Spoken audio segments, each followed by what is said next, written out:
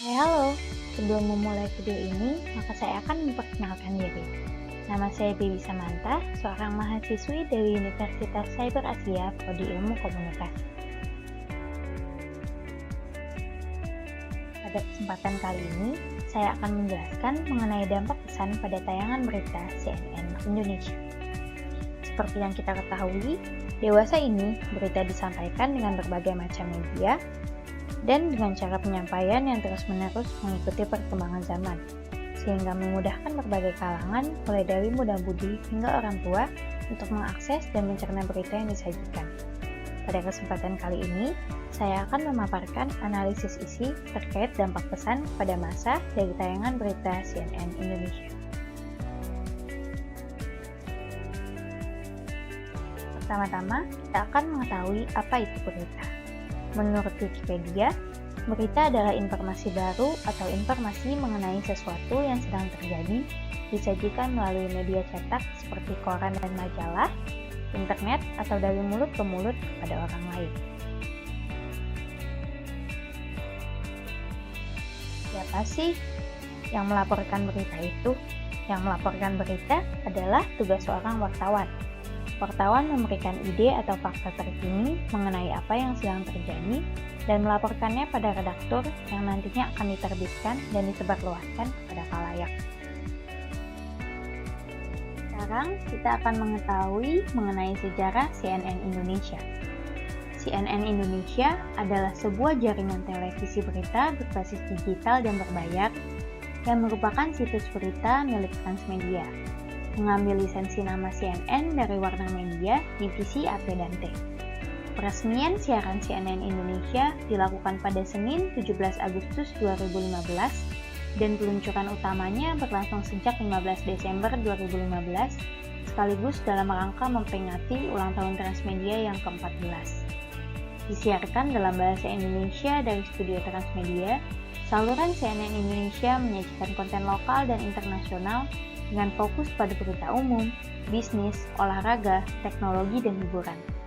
Selain itu, pada 20 Oktober 2014, diluncurkan situs berita online cnnindonesia.com, dan Yusuf Arifin ditunjuk sebagai pemimpin redaksi. Siaran CNN Indonesia saat ini beroperasi selama 24 jam sehari dan dapat disaksikan melalui saluran televisi berbayar, Transvision, YusTV, live streaming, dan saluran di beberapa wilayah di Indonesia, serta melalui Trans TV dan Trans 7, baik melalui platform analog maupun platform digital.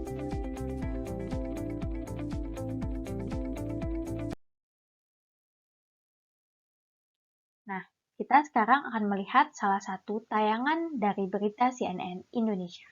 Di Jalan Raya Lumajang, Kota Probolinggo, Jawa Timur, Wahyu bersama saudara-saudaranya menyuguhkan minuman setiap malamnya. Bukan sembarang minuman, melainkan ramuan degan bakar. Ramuan ini berasal dari degan atau kelapa muda yang dibakar dalam sebuah tong atau drum. Setelah dibakar, degan diangkat kemudian dikupas untuk diambil airnya. Selanjutnya, degan dibelah jadi dua. Semakin unik, batok degan bakar ini juga dipakai untuk wadah penyajiannya. Degan bakar ini juga bermanfaat untuk menjaga imunitas tubuh loh, sebab minuman ini dilengkapi dengan rempah seperti jahe, kayu manis, dan kapulaga. Selain menghangatkan, kandungan degan bakar dipercaya bisa menambah stamina.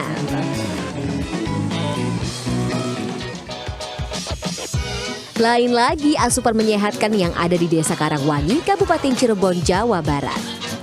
Nuratika mengolah berbagai jenis rempah untuk dijadikan minuman menghangatkan tubuh. Akhirnya lahirlah empon-empon jahe merah. Cara membuatnya pun cukup mudah. Jahe merah yang sudah dibersihkan, dihaluskan, dan dicampur dengan kunyit. Kemudian diperas dan air perasannya dimasak serta ditambahkan temulawak, serai, kayu manis, serta gula jawa. Saat ini empon-empon jahe merah Nuratika pun sudah dipasarkan hingga ke supermarket. Tim Liputan CNN Indonesia. Video yang kita lihat ini adalah salah satu liputan dari CNN Indonesia. Nah, dari pengamatan yang telah saya lakukan terhadap tayangan berita CNN Indonesia, dapat disimpulkan bahwa redaksi menayangkan berita secara informatif dan sangat menyoroti berita atau kejadian unik yang sedang diperbincangkan oleh khalayak. Berita disampaikan secara singkat, padat, dan jelas. Penayangan yang dikemas secara kreatif dan menarik mampu mencuri perhatian masyarakat untuk mengetahui lebih jauh berita-berita yang ditayangkan. CNN Indonesia mampu memberikan informasi terbaru serta menggiring opini masyarakat berdasarkan berita yang diangkat. Berita yang disajikan oleh CNN Indonesia memberikan motivasi bagi pemirsanya untuk meneladani hal baik dari berita yang disampaikan. Rangkaian berita yang ditata dengan apik mampu membuat pemirsanya turut merasakan kejadian yang disajikan. Melalui berita yang disampaikan, baik dalam bentuk video rekaman maupun siaran langsung, mampu membuat masyarakat mengetahui apa yang terjadi di lokasi kejadian pada saat yang bersamaan, dan membantu pemirsa untuk memperoleh pemahaman baru. Keberadaan CNN Indonesia turut membantu pemerintah menyiapkan lapangan pekerjaan, khususnya di bidang jurnalistik dan broadcasting. Berita yang disajikan CNN Indonesia berisi berita-berita lokal maupun internasional, baik berita umum, bisnis, olahraga, teknologi, serta hiburan. Selain itu, para pebisnis juga dapat mempromosikan usahanya melalui tayangan berita di CNN Indonesia secara berdasarkan pengamatan yang telah saya lakukan, jika dikaitkan dengan teori efek media, CNN Indonesia mencoba untuk menyampaikan pesan berita dengan menggunakan teori belajar sosial atau social learning theory, di mana teori ini merupakan pembelajaran yang tercipta ketika seseorang mengamati dan meniru perilaku orang lain. Dengan kata lain, informasi didapatkan dengan cara memperhatikan kejadian-kejadian di lingkungan sekitar. Prinsip dasar pembelajaran menurut teori ini, bahwa yang dipelajari individu, terutama dalam pembelajaran sosial dan moral, terjadi melalui peniruan dan penyajian contoh perilaku. Albert Bandura berkata, "Most human behavior is learned observationally through modeling from others." Dalam hal ini, seseorang belajar mengubah perilakunya sendiri melalui penyaksian cara orang atau sekelompok orang merespon sebuah stimulus tertentu. Seseorang juga dapat mempelajari respon-respon baru dengan cara pengamatan terhadap perilaku contoh orang lain.